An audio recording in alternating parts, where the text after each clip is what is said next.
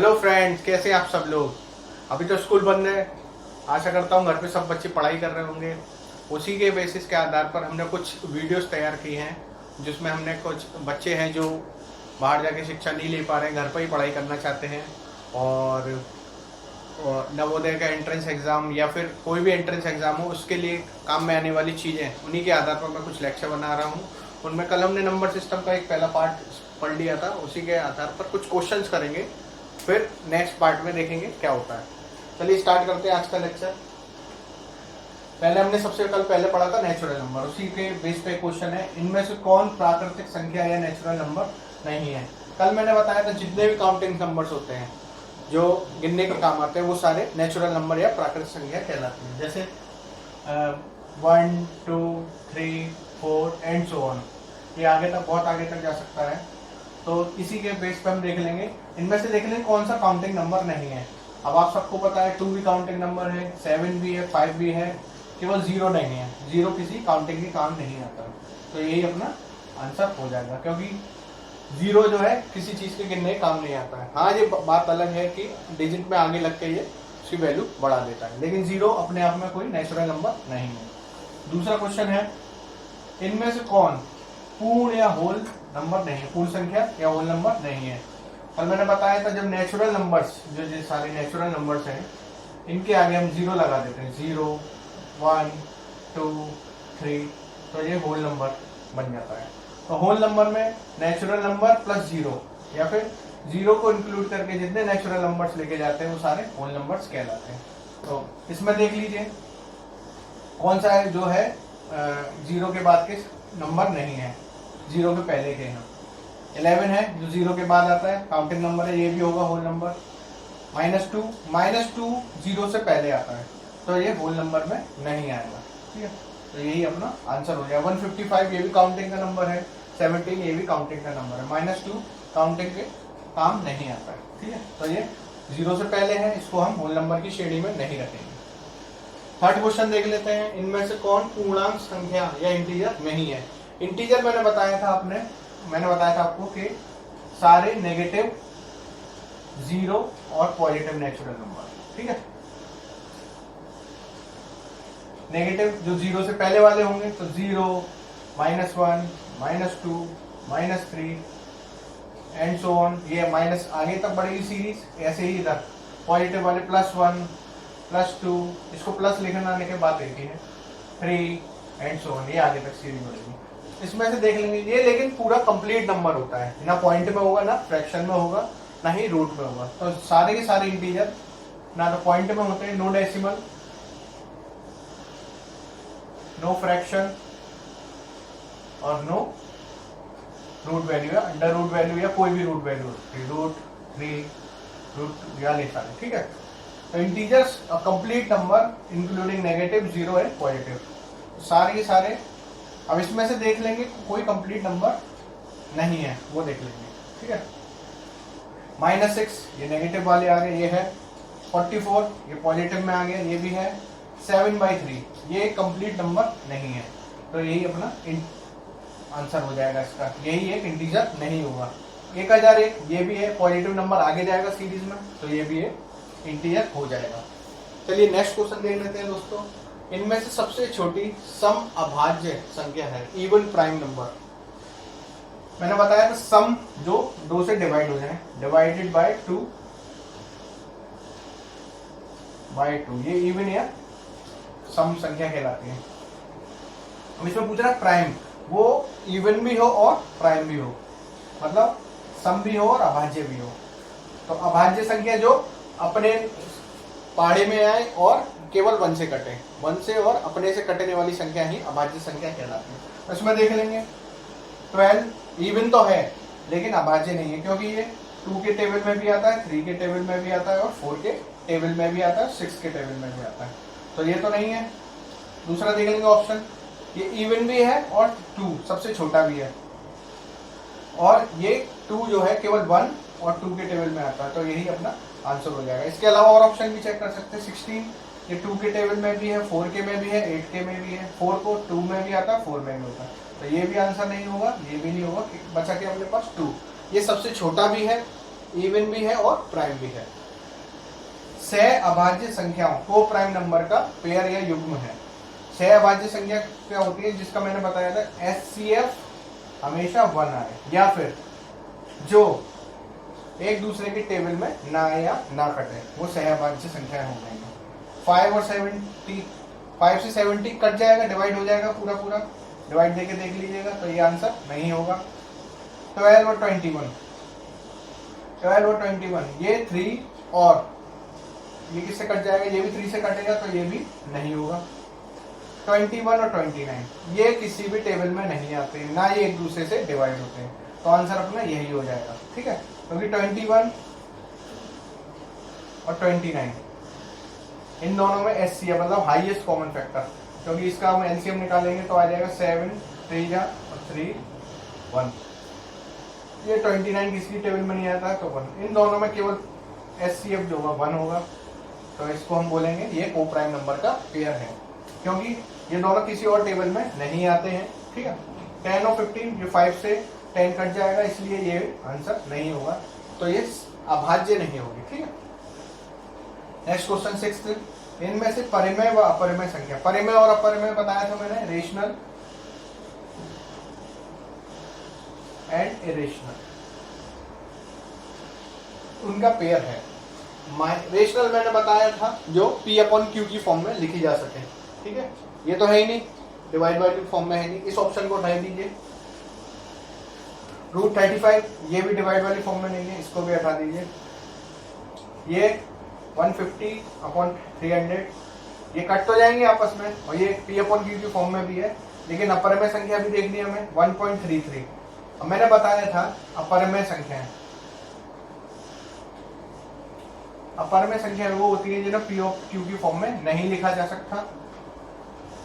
ये P/Q की form में नहीं लिखी है तो नहीं लिखा जा सकता, लेकिन इसमें जो पॉइंट डेसिमल के बाद जो नंबर होगा वो रिपीट नहीं होना चाहिए, ये सबसे बड़ी condition. Not cantt B repeat, या फिर लिख लीजिए can't be repeat.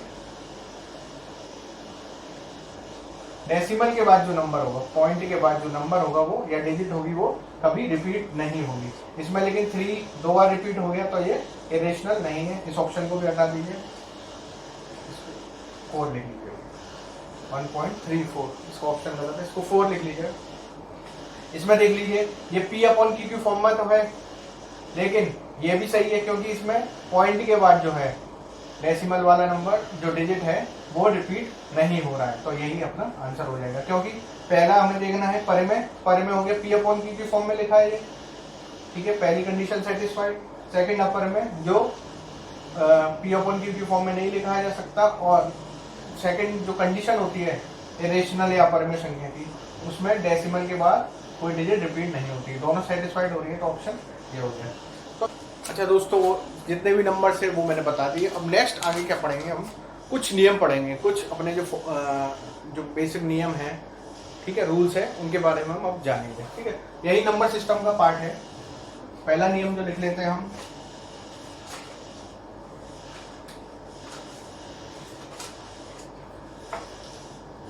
Distributive law.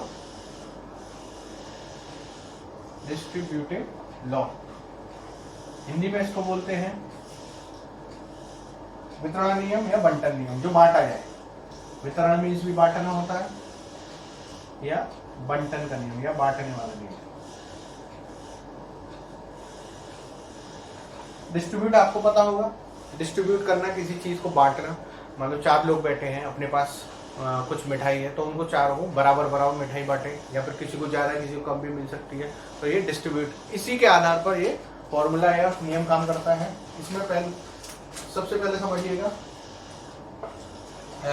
Basic example दे देता हूँ। जैसे 7 × 5 + 6 लिखा हुआ, ठीक है। इसको हम 2 तरह से लिख सकते हैं। पहला 7 × 5 लिखिए, मतलब 7 का पहले 5 से मल्टीप्लाई, बीच में प्लस है, प्लस लगा दीजिए, ठीक है। फिर 7 का सेकंड डिजिट से मल्टीप्लाई, तो ये आंसर आ जाएगा अपना, ये आएगा 35 प्लस, ये बीच में प्लस है, इसको लिख देंगे 42। तो अपने पास ये आ जाएगा 77। सेकंड, इसको हम इस तरह भी सॉल्व कर सकते हैं, 7 गुणा 5 प्लस 6। तो इसको लिख सकते हैं हम, या तो इसका मल्टीप्लाई प्लस कर दें सीधे पहले, 7 इंटू 5 प्लस 6 11, तो इससे भी आंसर 7 आएगा। तो दोनों कंडीशन में आंसर सेम आ रहा है, ठीक है। तो डिस्ट्रीब्यूटिव नियम भी इसी पर काम करता है। कैसे? वितरण नियम। इसको हम लिख सकते हैं नियम के रूप में, a multiplied by b plus C equals to a multiplied b plus a multiplied C. ये अपना इसका रूल हो गया, ठीक है। ये अपना डिस्ट्रीब्यूटिव लॉ हो गया, ठीक है। दूसरा ये है, या पॉजिटिव है तब ये आया, अगर नेगेटिव होता तब भी यह काम करेगा, ठीक है। पहले माइनस करेंगे या फिर पहले मल्टीप्लाई करके माइनस कर सकते हैं, दोनों ही बात एक ही है। तो इसलिए a multiplied b minus a multiplied c। तो ये डिस्ट्रीब्यूटिव लॉ प्लस पर भी काम करता है और माइनस पर भी, पॉजिटिव भी और नेगेटिव, ठीक है। ये डिस्ट्रीब्यूटिव लॉ है। इसी के आधार पर कुछ क्वेश्चन वो आगे हम देखेंगे, ठीक है। सेकंड देख लेते हैं, क्रम विनिमय नियम। इसको हम लिखते हैं कम्यूटेटिव लॉ, कम्यूटेटिव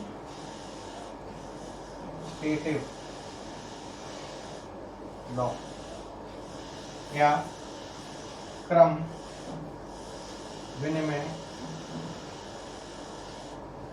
नियम।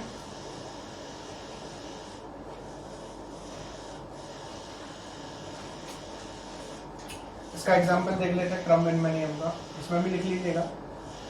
ये एग्जाम्पल मैंने समझाने को लिखा है, नियम ये है। फर्स्ट नियम, क्रम विनिमय मतलब क्रम में चलना किसी भी चीज को, ठीक है। अब इसमें लिख सकते हैं हम 2 प्लस 3 इक्वल्स टू 5, ठीक है बच्चों, और 3 प्लस 2 ये भी 5। चाहे इसके अनुसार a plus B equals to C होगा, चाहे b प्लस सी लिखिए वो भी c होगा, b प्लस a सॉरी। तो क्रम विनिमय नियम यही है, a plus b plus b plus equals to sorry equals to b plus a equals to c।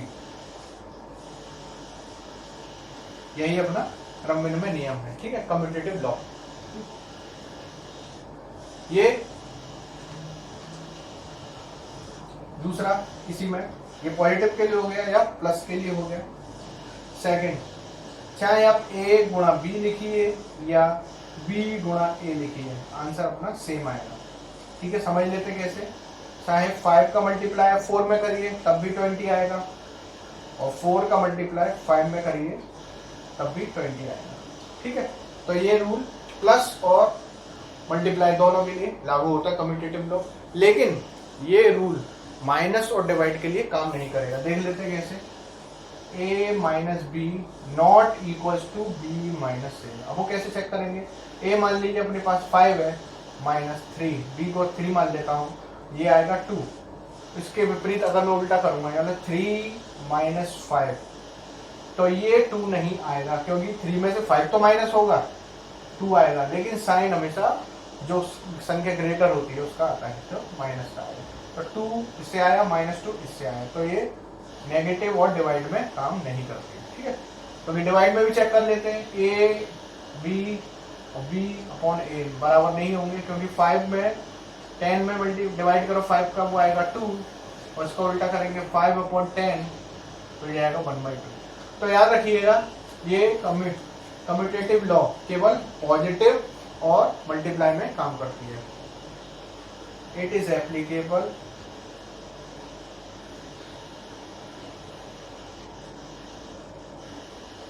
only for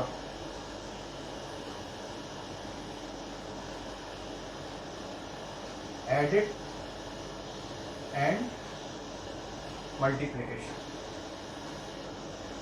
या मल्टीप्लाई, ठीक है। तो सिंपल हम समझ लिया है। थर्ड लॉ देख लेते हैं बच्चों।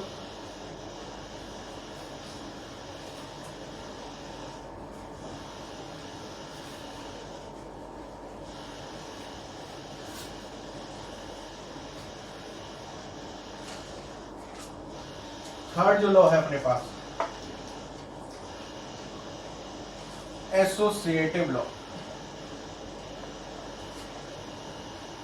एसोसिएटिव लॉ या सहचर्य का नियम, सहचर्य नियम।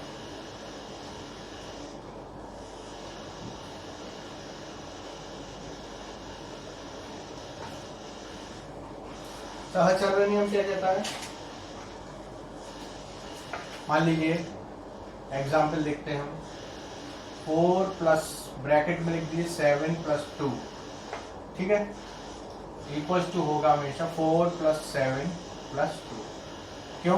चाहे 7 में 2 जोड़िए 9 आया, 9 में 4 जोड़ेंगे 13, ऐसे ही चाहे 4 और 7 को पहले जोड़ लीजिए प्लस 2, तो दोनों ही केस में 13 आएगा। इसी तरह मल्टीप्लाई में भी 4 मल्टीप्लाई 7 मल्टीप्लाई 2 लिखिए, चाहे 4 मल्टीप्लाई 7 मल्टीप्लाई 2 लिखिए, दोनों ही केस में आंसर सेम आएगा, ठीक है, 56।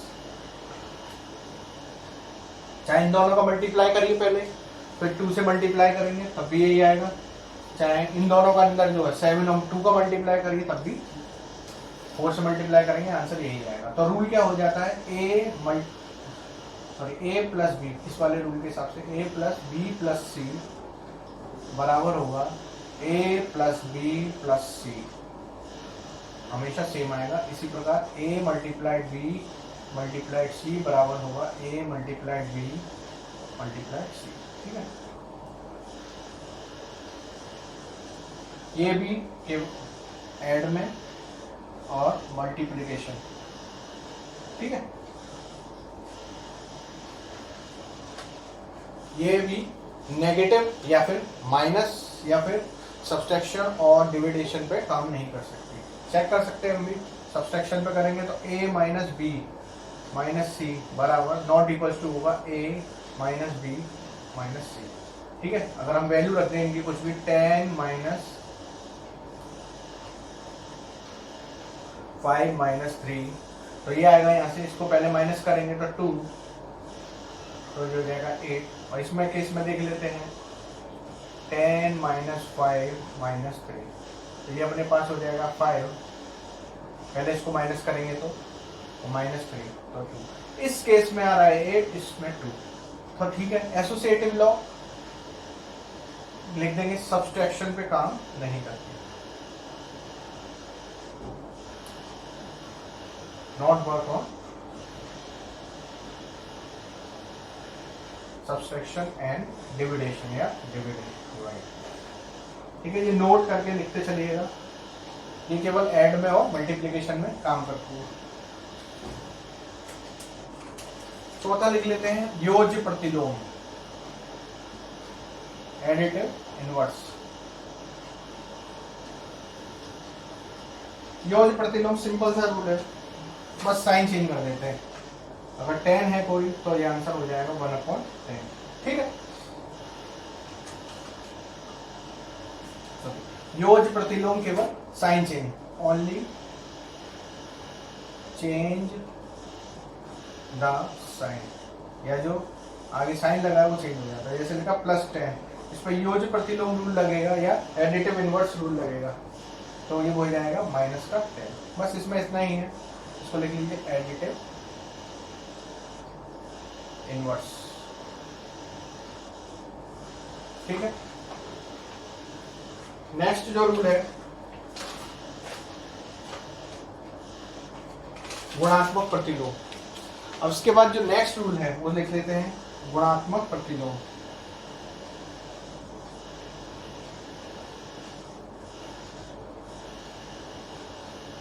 या मल्टीप्लिकेटिव